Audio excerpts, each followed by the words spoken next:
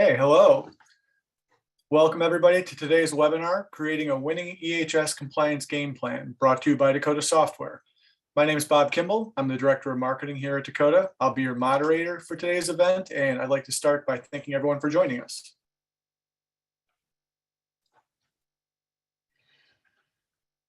Due to the large number of participants, all attendees are currently muted. We do welcome your questions though. Questions can be submitted at any point during the presentation through the Q&A panel, and we'll answer as many questions as we can at the conclusion of the presentation.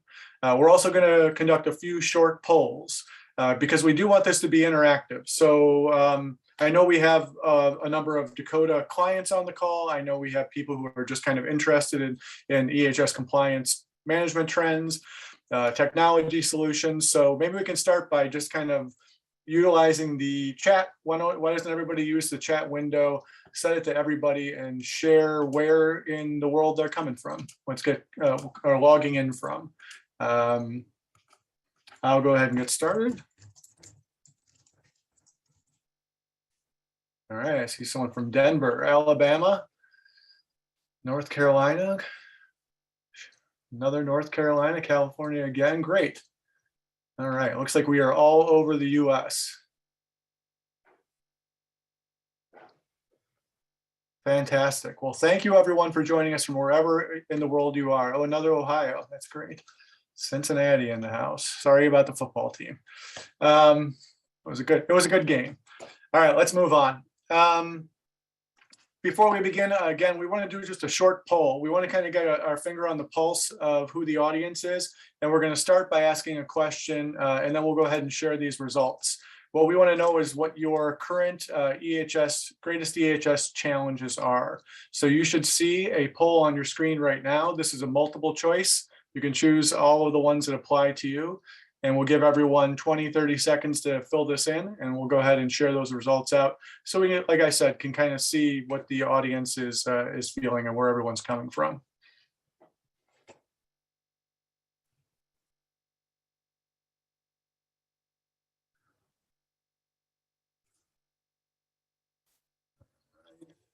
Responses coming in. We'll give you just another 5 seconds here.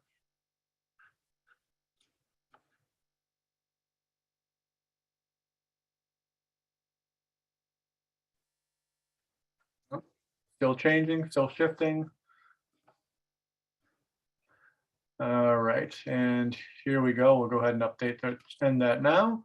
And I'll push these results out, and everyone should see on their screen now. Pretty good even mix. Verifying the processes and procedures are followed it leads the way with the 52%. Followed with regulatory changes, ensuring staff are aware of regulatory obligations in second and third. So again, a good mix in what we're used to seeing when we ask questions like this. All right, go ahead and pull that down and we'll get into the presentation.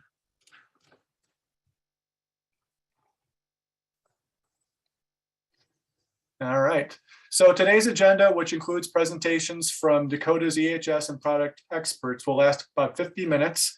First, we'll be hearing from Jay Finnegan. Jay is a member of Dakota's compliance services team, where he's responsible for assisting clients with the implementation of Dakota's products. Prior to joining Dakota, he held a variety of educational, technical, and managerial positions, including 12 years in EHS management roles. Mr. Finnegan has degrees in mechanical engineering, business administration, operations research, and law. He also holds CHMM, CVI, lean manufacturing certifications, and is a certified environmental specialist. I will now turn it over to Jay.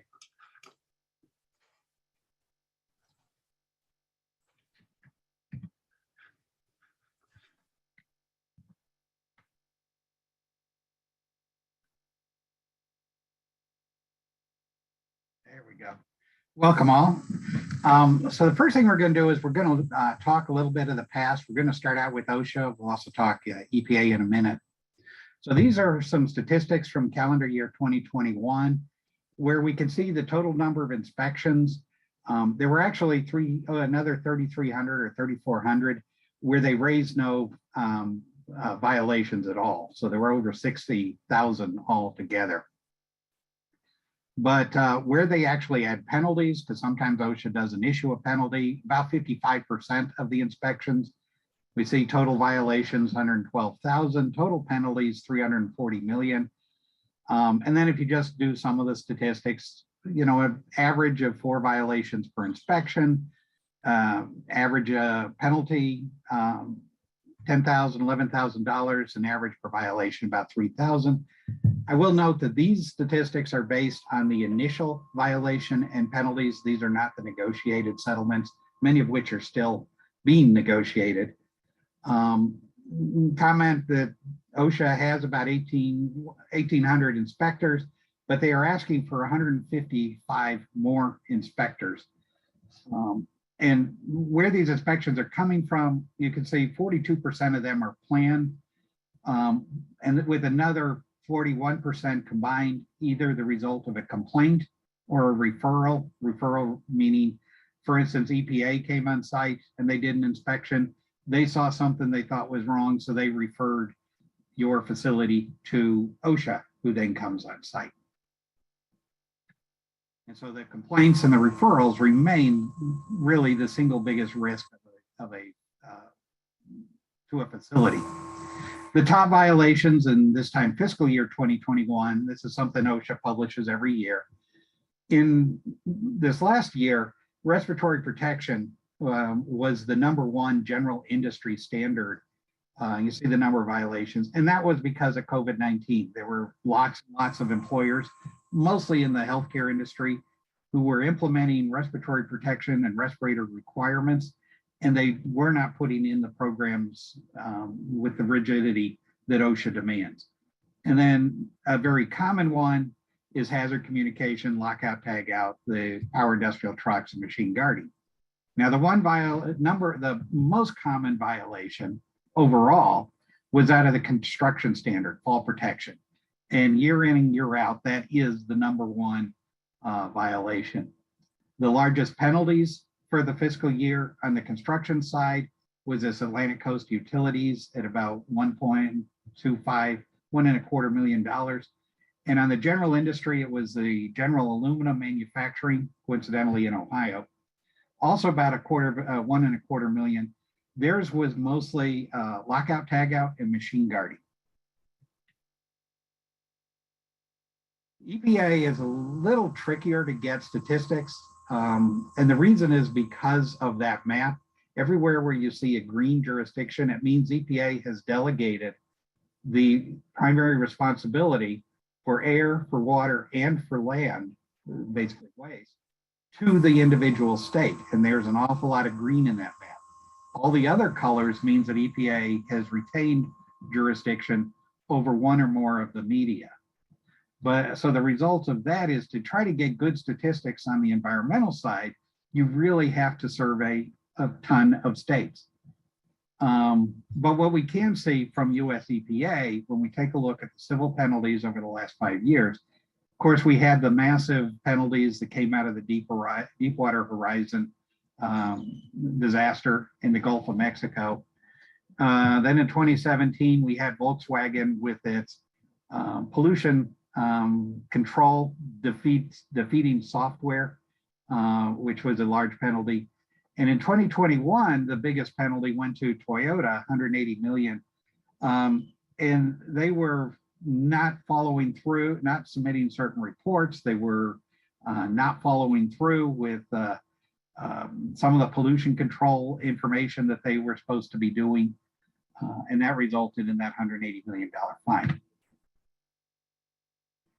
That said, while it's hard to get statistics because you have so many jurisdictions involved, some of the most common violations that occur in the 3 media, waste, air, and water, things like on the waste side, labeling and open containers, UST violations, training, in Clean Air Act, not getting a correct permit, not maintaining the required documentation, lots of problems with asbestos disposal, and in the Clean Water Act, not having the permits that you're supposed to have, not maintaining your documentation, not implementing the correct spill prevention, SPCC controls. So the kinds of penalties that exist out there. In 2016, Congress put in an automatic adjustment that penalties increase or decrease with annual inflation. Well, the big inflation we've had over the last year meant that OSHA's penalties have jumped significantly. I think it's about 7% from 2021 to 2022. And you see the numbers there, 13,653 to 14,502 for a serious offense, willful 136.5 to 145. Not a lot of people were aware that in the Build Back Better agenda, they actually wanted to increase a serious penalty to $70,000 and willful to $700,000. So there would be a very significant hit in the penalty. EPA is also adjusted due to inflation, but theirs is based on the media. And so we see the Clean Air Act started at 102, went up to 109, water 56.4 to 50 to almost 60,000, RECRA 102 to 109, same as air, and CERCLA 59 to 62. But there was also maximums per violation. Now, one of the areas where EPA really is able to get significant amounts of information or penalties is they treat each day of non-compliance as its own violation. It's called the continuing violation doctrine. And so, for instance, if you were missing training, for every day EPA could prove you missed training, you could get a penalty, you know, worst case, they probably wouldn't get worst case in that scenario, up to $109,000 a day. So that looks at the past. The question is, how do we understand where the agencies are going in the future? And one place we can start is what's called the unified agenda. So it's a high-level overview of the rules that the agencies are working on. And it's not just EPA and OSHA, it covers, you say, 60 plus federal departments and agencies. And this agenda does is it focuses on those rules where the agencies believe they'll have action in the next 12 months. And that might be an advance notice of rulemaking, a notice of proposed rulemaking, or a final rule. The unified agenda is updated every 6 months. Just cherry picking a few of the priorities off of the unified agenda, we see that OSHA is looking at the process safety management. They are looking at infectious diseases, which has taken extra importance thanks to COVID. Way back, they had the proposal of getting workplace injury statistics into a national database. Originally, they talked about doing the OSHA 300 and the 301, OSHA 300 individual incident, getting that data in there for large facilities. They ultimately backed off that to only do the 300A. OSHA's talking about bringing back the 300s and the 301s again. And then there have been some recent changes with the global harmonized system, and OSHA's talking about making some updates to the hazard communication standard consistent with those recent PHS standards. Over on EPA, they're looking at taking the risk management program and taking the look, should that consider climate change effects? There was a rule that was called the once in, always in rule for Title V. Under the Trump administration, they got rid of that rule. EPA is thinking of bringing it back. There was a court decision that threw out the definition of the waters of the United States. So the EPA reverted to the 2015 definition, and now they're looking again. How do we define the waters of the United States? And again, under the Trump administration, the EPA was allowed to consider the cost to the regulated community of implementing some sort of a requirement. They're talking about rescinding that cost part of it. So they only look at the benefit to the environment and the people. And then finally, we have enforcement priorities that the agencies themselves set. These can be done at the national level, or it can be done at the regional level. So here's a handful of those that exist for both OSHA and EPA. We see again the National Emphasis Program on Process Safety Management, and that one's coming because we've had a number of serious chemical plant incidents like that West Texas ammonium nitrate explosion and some others recently. Machine guarding they're looking at. We know the Supreme Court threw out the emergency temporary standard for coronavirus, but that doesn't prevent OSHA from using the National Emphasis Program to put in some of the things they try to do with the ETS, as well as they are pursuing the ETS as a regular standard going through the notice and comment procedures. On the construction side, trenching and excavation. Over at EPA, how do they reduce emissions of harmful pollutants? They really want to stop these defeat devices for vehicles and engines that originated, at least in a big sense, with Volkswagen. They're looking at the hazardous waste facilities, reduce their emissions, the risks of accidental releases. They're not trying to get rid of all non-compliance with an NPDES permit, water emissions, but certainly significant non-compliance and non-compliance with drinking water standards. So we know now, we've seen what the EPA can and OSHA, what the agencies can do looking backwards. We kind of have an idea of what they're doing looking forwards. So how do we put together a good compliance playbook? And one of Jack Dempsey, the boxer's favorite quotes, the best defense is a good offense. And so the first thing, we're going to create a winning game plan. We're going to establish goals. We're going to flesh out that game plan. We're going to create a winning culture. We're going to practice, make sure that we've got everything in order so that if the agency shows up on game day, we are ready for them. So let's start, we start with the establishing goals. And a lot of companies, it's really easy to establish a reactive goal. It focuses on the past. These are our lagging indicators. They measure the effectiveness of the programs we have. And some of these are not going away. The total recordable incident rate, the TRIR, that one is ingrained in business. It's not going anywhere. But we also want to establish goals that are proactive. They're looking to the future, and these are what are called the leading indicators, because those are the factors and the goals that are going to drive change. And those are the ones that are associated with that SMART acronym, the specific and the measurable.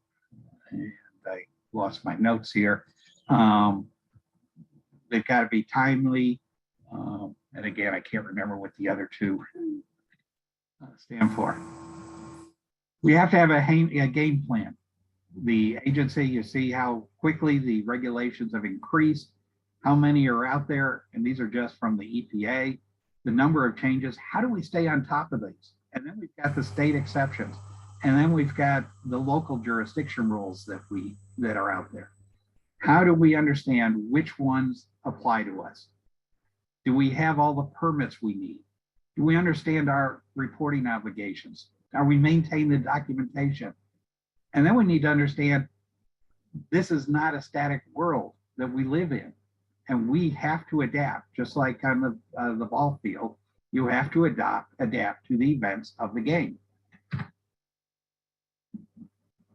This GRC organization put together this flowchart that kind of describes the complexity of how do you stay on top of those changing regulations that are coming, that are being modified, that the agencies are updating on a regular basis. And ultimately, you see in the blue area, you get into this continuous loop where we have gotten ourselves, we have a pretty good idea what really applies. Now we got to stay on top of that. Creating the winning culture starts with that management commitment and support. We need to get everybody involved, from the frontline supervisors and the team leaders. We need to engage the employees. And if you don't recognize the success, if it's all about the punishments and the negative, it's not going to be very successful. You have to be a positive program. So what can we do in terms of practicing? We need to train. We need to perform internal inspections, compliance audits that might take a look at how we're doing overall. We need to be looking at the record keeping, and we need to be measuring so that we know we've got those goals. How are we doing relative to those goals? One of the issues that we need to look out for is compliance drift. And the further away we get from the requirement that we're trying to comply with, the bigger the drift. So if we're talking about we need to measure the pressure drop across a bag house, the maintenance people, the engineering people, the EHS people, they understand. I record a number in a log on a daily basis. But as we go higher up into the organization, the understanding of those requirements gets less and less well understood. But adding to that, we also have the rules keep changing. We also have our facilities keep changing. We had a process yesterday, but now we're not doing that process. We're doing a different process. We had a new acquisition, and they've got new processes that we've never dealt with before. We've got new employees who don't know what kind of rules and requirements apply to us. Or that new facility we bought, it's in a new jurisdiction that we have no experience with. And these are the risks to creating gaps in compliance. So we need to be ready. Here comes the agency on site, and we need to be ready. So, in general, what to expect during the inspection, you certainly want to set the right tone. You definitely want to be truthful, but you also need to avoid confrontation. You have every right to accompany the inspector, and you should. And you definitely want to try to limit the scope of the inspection. They will tell you why they're there. So if they say we had a complaint in a particular business area, take them to that business area by the shortest possible route. Try not to give them an opportunity to spy something else. You don't want to volunteer information. If you do see an issue, or if they see an issue, and you can correct it right then and there, do so as quickly as possible. It will help you avoid any more serious and worse penalties and violations. And you want to document everything. If they take a photo, you want to take the same photo. You want to write your own notes, jot down the questions that are asked. If they have brought, for instance, an industrial hygienist on site, you want to take your own IH observation so that you have your own record of everything that they have done. So now I will hand it off. I think it's going to Bob to talk about Dakota. All right. Thank you very much, Jay. That was a great summary of some of the compliance challenges facing EHS leaders. Before we continue, we do want to do another short poll to see what tools the people on this call are using to manage and to deal with some of the processes that Jay just outlined. So everyone should see a poll up on their screen right now. And the question is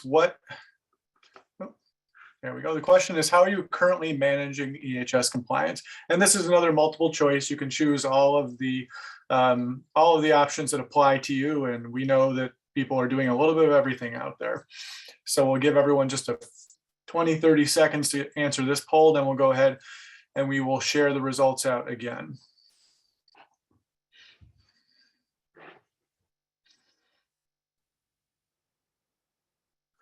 And it looks like we have a couple of clear leaders here.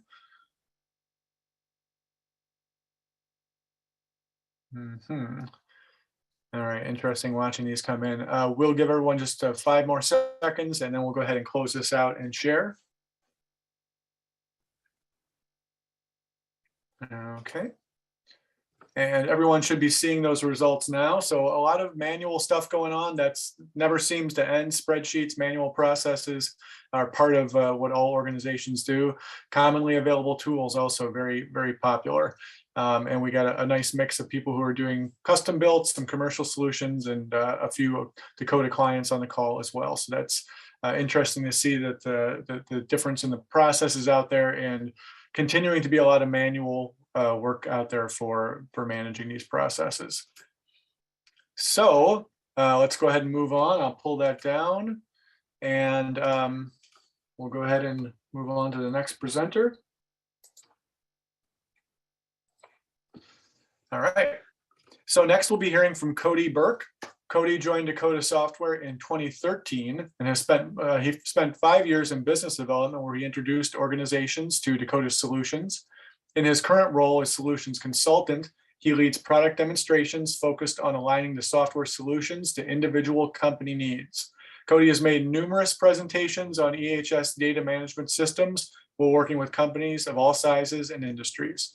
I will now turn it over to Cody.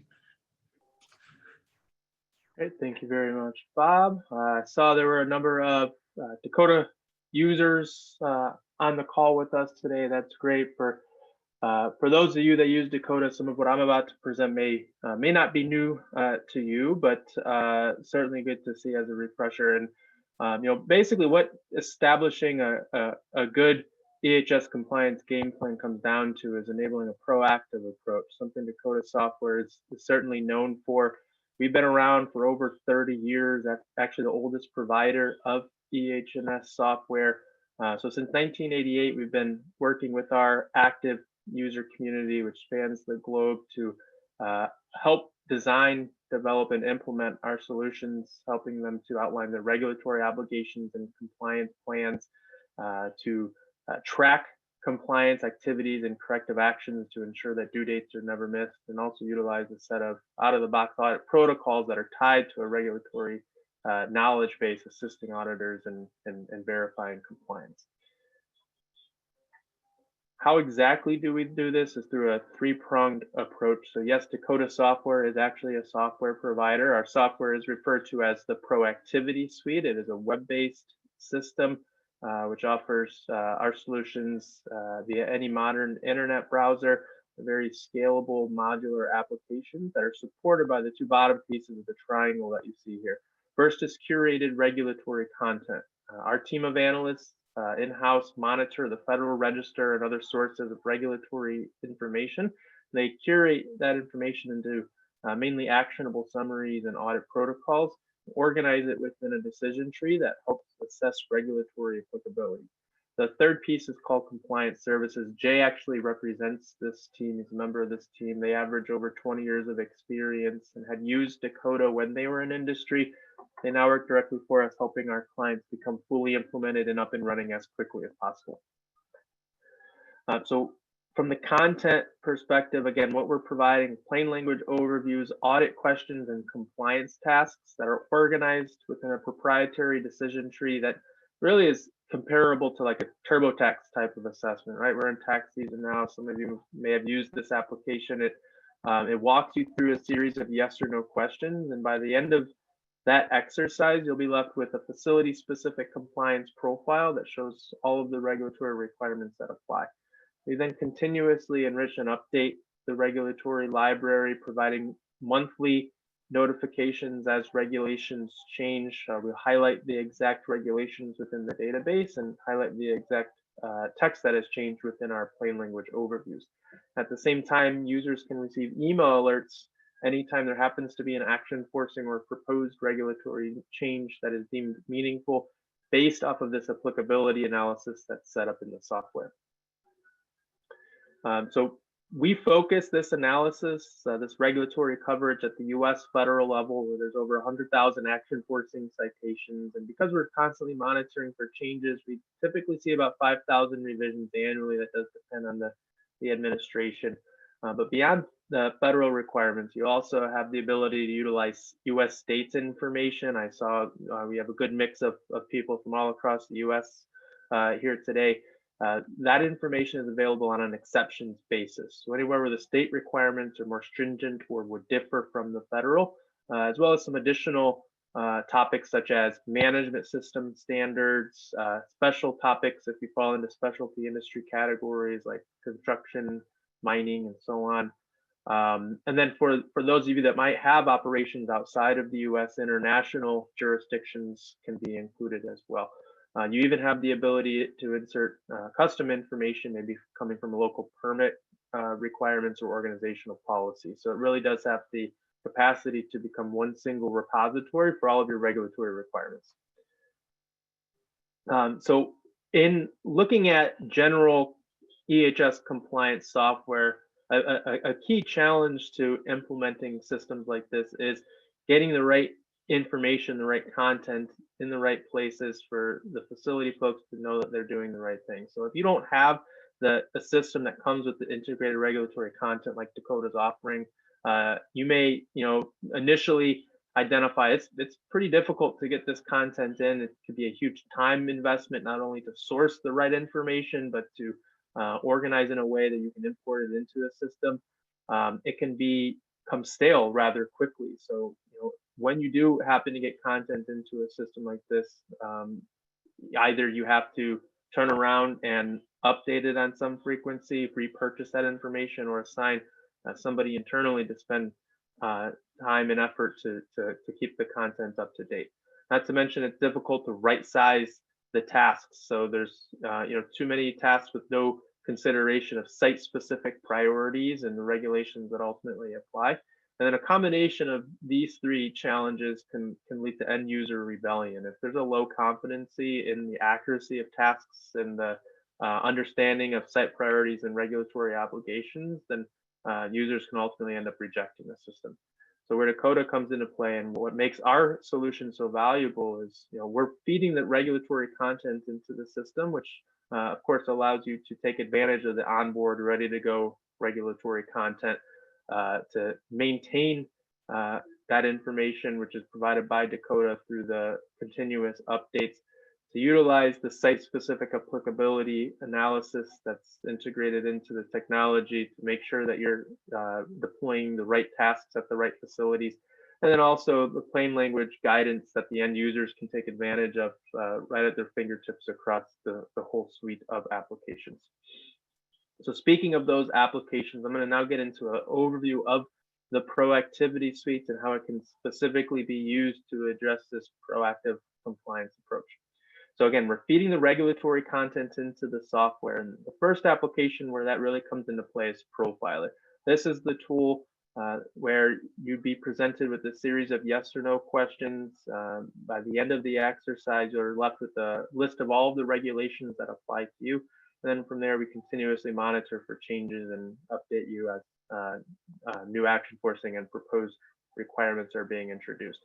And having that applicability analysis already established, here in the auditor application, you'll be able to convert a profile into an audit, which will present a checklist of protocols that are not only applicable to the facility, but also completely up to date and true to the regulatory standards, because this does happen to also be an area that our analysts are maintaining. Protocols will be linked to our regulatory knowledge base, so you can use for guidance. You can also incorporate your own custom information into the system that might be more site specific, or use it for inspection purposes, or corporate driven checklists.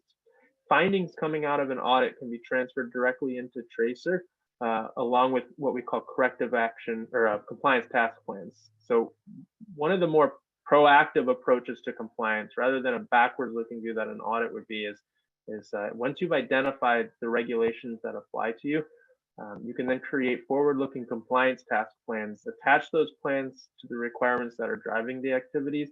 And based off of the recurrence pattern, the software will automatically start to feed these tasks into Tracer, which is our task management tool. Tracer comes with all sorts of features to help you manage these activities, including automatic email notifications, built-in calendars, dashboards, and a patented filtering technology. Now, some other applications we offer that would be valuable to any EHS program is Scout, which is used for incident management, giving anybody the ability to submit a first report of incident, which can kick off the investigation process, including a root cause analysis and the ability to issue corrective actions, which flow back into Tracer along with all the other assigned action items. Last application being Metrics is a tool that allows you to capture essentially any quantifiable activity across all of your facilities, and utilize a set of built-in conversion factors to convert those activities into impacts such as CO2 emissions. All of these applications feed into a series of ready-to-go dashboards and reports to help you visualize your current status at any given time. Always be audit ready and drive improvement decisions into the future. So another way to look at this proactive compliance process is a continuous cycle of improvement, right? I think too many organizations rely on an audit approach to drive their compliance activities, which does open up risk to not only regulators but internal stakeholders.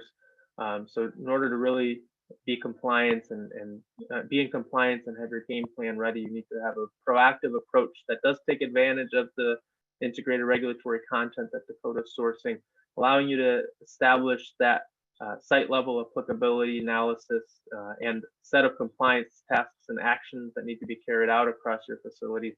As Jay mentioned, you need to be prepared to respond to incidents and events as they occur. So you'll have the ability to document that, analyze that information, and improve and reduce the risk of it reoccurring. And then, of course, utilizing auditor to verify compliance and conformance to your management system guidelines. All right, so next we're going to get into some more specific details around these three applications, which are certainly core to EHS compliance assurance. The first thing I'll point out is the software allows you to organize compliance information within a hierarchy that might be based on your company structure. You have full control over this hierarchy, allowing you to organize it in folders and subfolders and location levels that will offer you a very consistent yet scalable and flexible way to organize the information, as well as give access to people within the system. Once you have the hierarchy set up, when it comes to creating profiles, you have full control over the properties and scope included in a profile, including the regulatory domains that might be associated with the profile. Our standard offering gives you access to 9 environmental domains, as well as 4 health and safety, along with a slew of other special topics in international jurisdictions.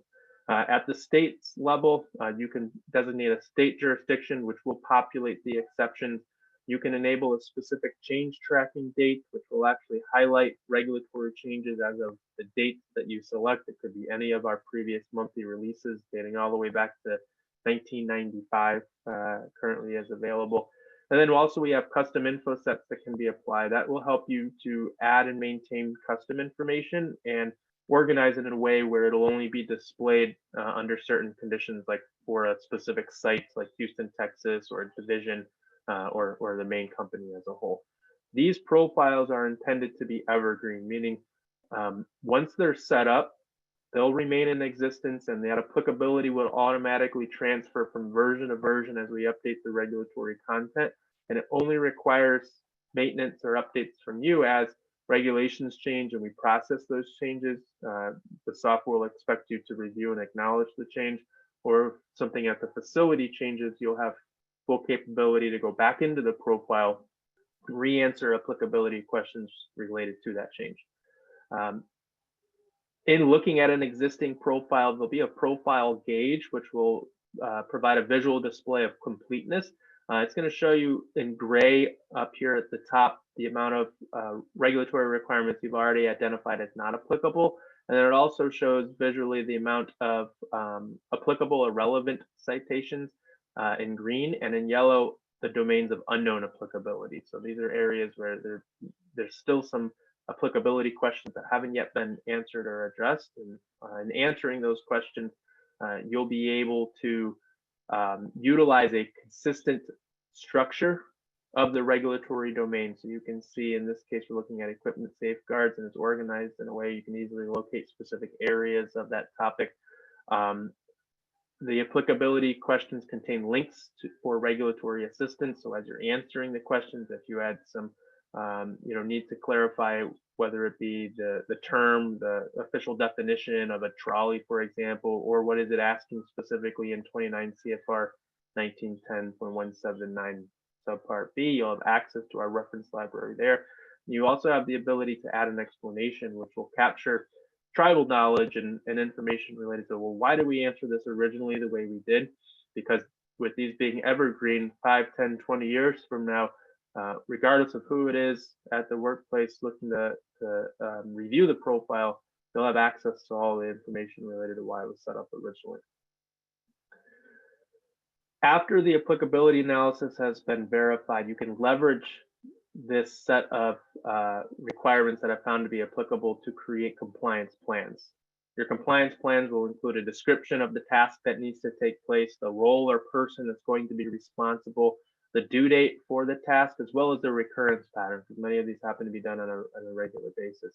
The citation links that are associated with the task that ultimately are driving that activity, as well as any attachments or links to other URLs or UNCs that might be related to the tasks.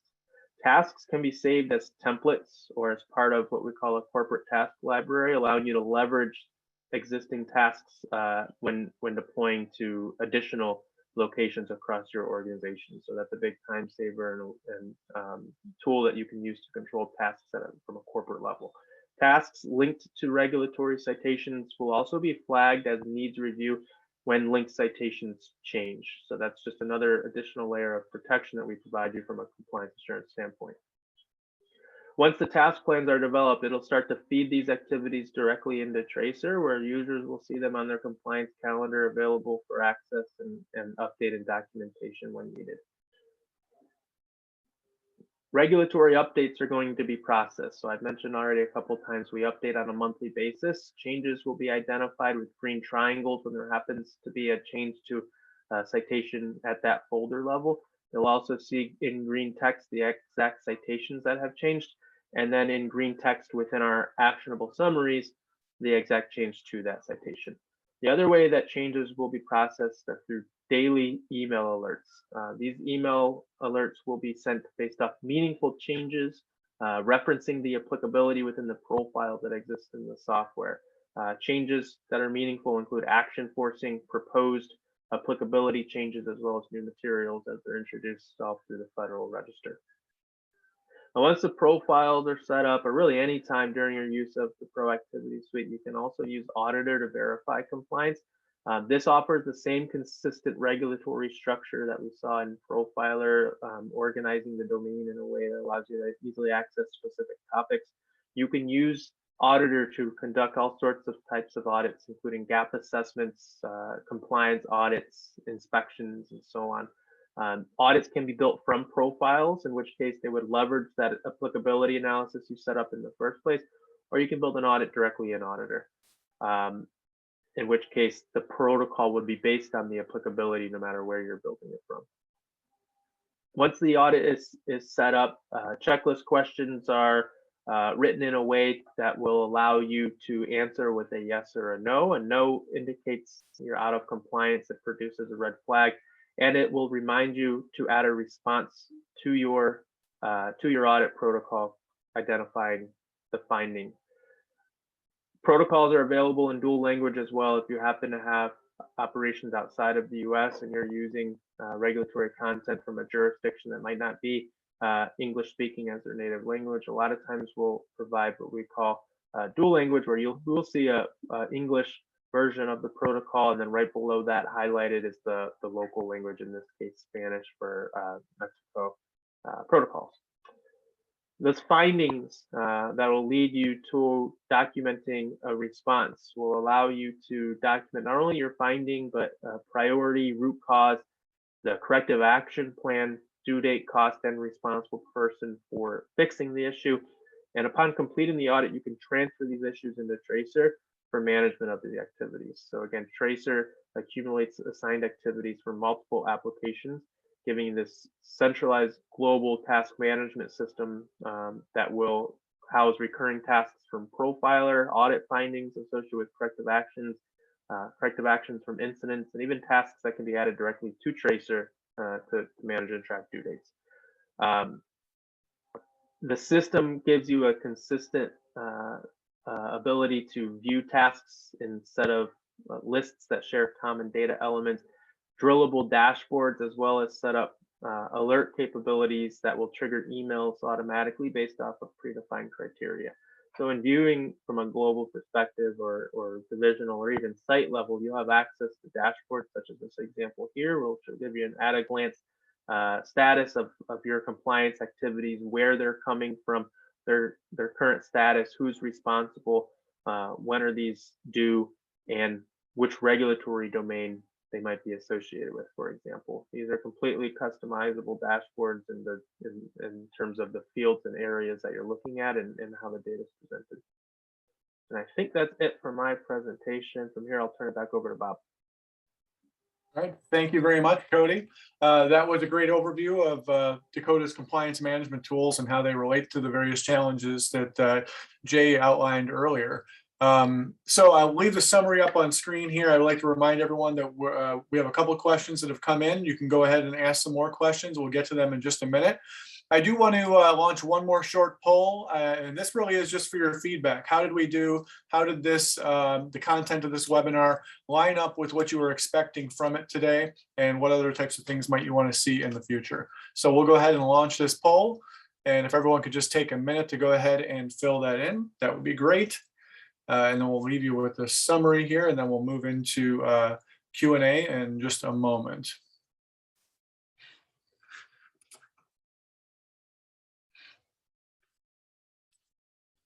As you fill that out, I'll go ahead and note that the content of this webinar was based loosely on an ebook that we published last year.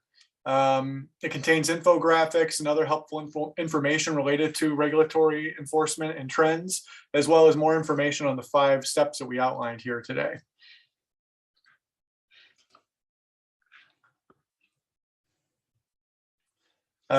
Additionally, you can find the ebook I just mentioned, but we also Dakota publishes and creates other resources such as white papers. We sponsor analyst reports. We conduct webinars like this throughout the year.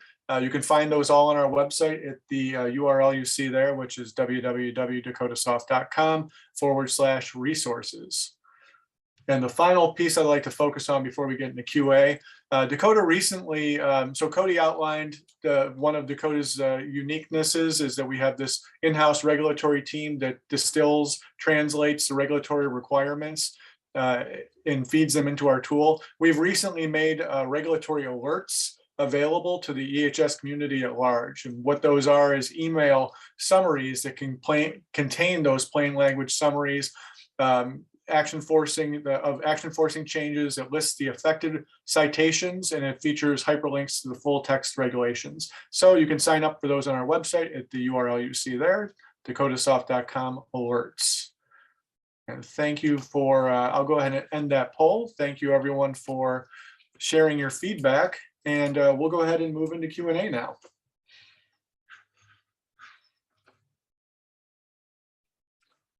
And so first question, I guess I can direct to either Cody and Jay. You guys can both take this one. What EHS requirements do you cover? Are states included? Yeah, I can take that. So from a requirement standpoint, out of the box, we cover EPA, OSHA, DOT. From a federal standpoint, there's 9 environmental domains. DOT is looped into that. There's 4 health and safety domains. And yes, state information is also covered. We cover virtually every state. The only one that actually isn't covered is Vermont, but that's all on an exceptions basis, which again would be anywhere where it differs from or would be more stringent than that information coming at a federal level.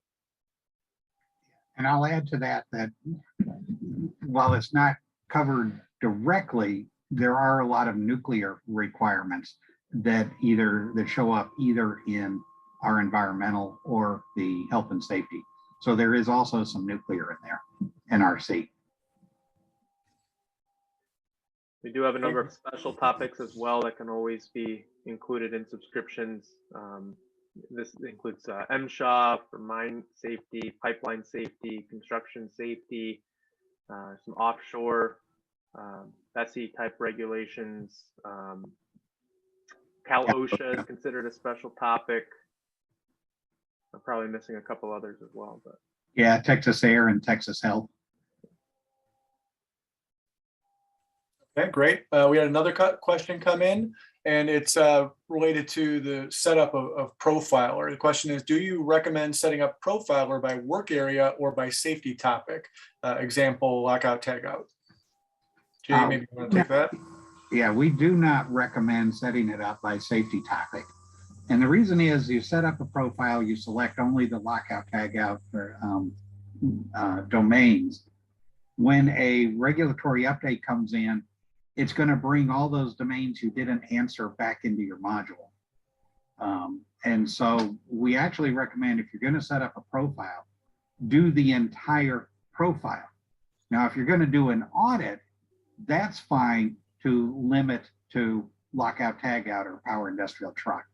But we do not recommend setting up a narrow profile. Okay, thanks, Jay.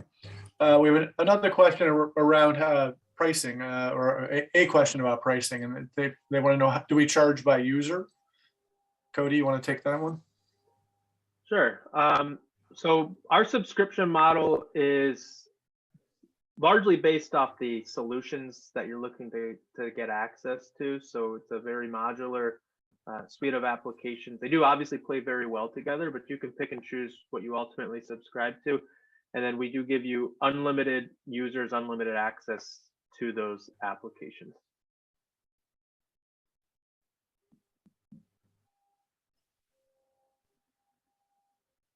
Okay, thanks.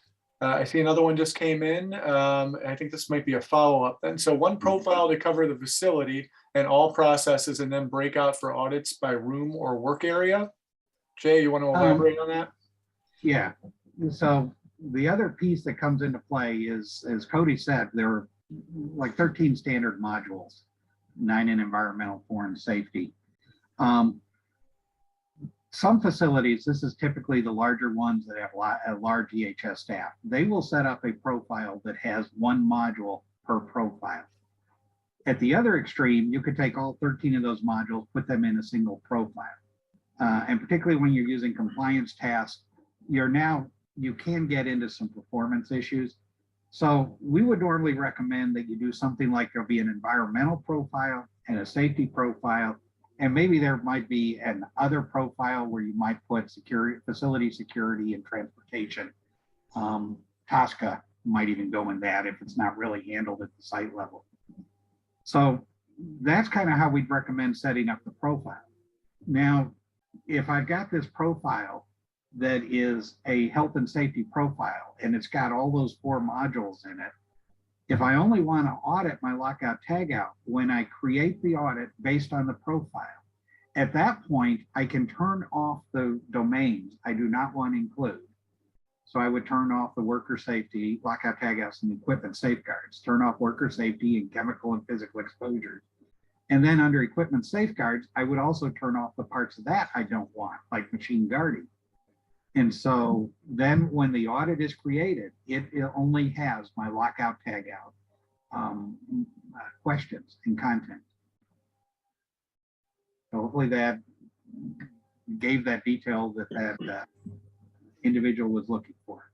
Yeah, and I would say that for Dakota clients who are looking for specific advice on setting it up, we do training sessions around that where it's not quite one-on-one, but smaller groups where we can get into some of those details. So that information is also on our website under resources and training programs. All right. And another question related to the database, and that is, how often is the regulatory database updated? Yeah, so in a sense, it's daily, because we do offer daily monitoring of the regulatory changes, which would trigger email alerts the day after they're posted in the Federal Register. However, the database within the software is updated on a monthly basis. So we issue usually in the first couple weeks of the month a new version of the database, which would feature any regulatory updates that have occurred since that last release.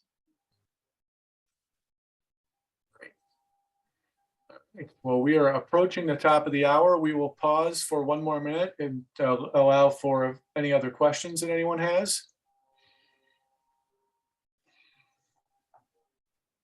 It looks like everybody is satisfied. So I will take this time to thank both Jay and Cody for putting that presentation together. And I'd like to thank everyone for taking time out of your day to join us here today. We hope that you found this webinar informative. If you are looking to learn any more about Dakota and our EHS compliance solutions or any of the resources we mentioned earlier, please visit us at www.dakotasoft.com. And thanks again, and have a great rest of your day. Thank you, everybody, for attending. Thanks, everyone.